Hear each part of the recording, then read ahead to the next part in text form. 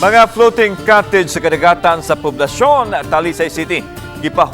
Gipahunong silang operasyon bisan kun ang migamit nini limitado lang sa pamilya. Si Femari Dumabok adunay live report. Fem.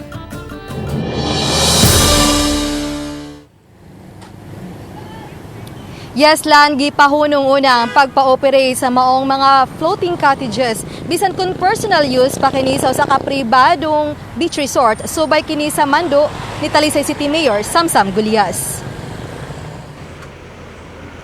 Nagmingaw na og way bisan usa nga naa sa upat ka mga floating cottages nga gautaw-utaw sa kadagatan sa barangay poblasyon.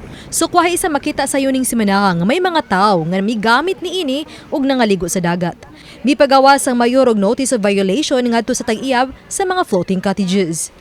Wala man na ito gipagamit. Ako ganis lang giingnan na dapat ipaduol na sa dagat para di magamit sa for the meantime. Ay, paduol sa baybayon. So karon bisan pag family use or friendly, wala Yes. sa paglibre, wala Yes. sa yun. Ayaw sa. Oh. Sige pa no. Right, tunas agi pa pawon ng Kaya taga mas lang notice of violation na. pagdatong pag Wednesday o Yes. I think as early as we knew about it na taga sa notice of violation. Uyo ng mayor sa dugang nga kalihukan aron mulagsik pagbalik ang turismo sama sa mga floating cottages. Apan alang sa mayor, gikinahanglang ma-regulate kini pinaagi sa pagpalabang og ordinansa sa konseho. Usa niini ang susamang gidakon sa mga floating cottages. Gikinahanglan usab nga adunay saktong restroom ug mosubay sa saktong pamaagi nga paglabay sa hugaw sa mga tawo ug sa basura gikan sa maong mga cottages. Gikinahanglan usab nga makakuha ang tag-iya og environmental compliance certificate gikan sa DNR ug uban pang rekisito. Ang ako ra gyud is they cannot operate now. They have to be regulated. I will wait for the ordinance of the city council. I know it will take time. Pero mas may man ang magdugay man atong siguradoon ang mga regulations kaysa ato ipa-operate karon na sila mawa pa yung mga regulations man ma-affected atas mga reklamos taw.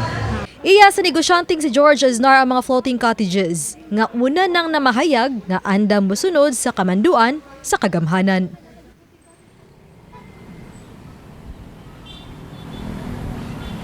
Lan pagpaklaro ni Mayor Samsam Gulyas nga hangtod mapanday na ang ordinansahon pag-regulate sa mga floating cottages mapa-commercial use man o pribadong gamit.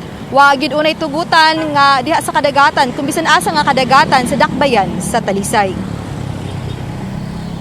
Daghang salamat, Femari Dumabok.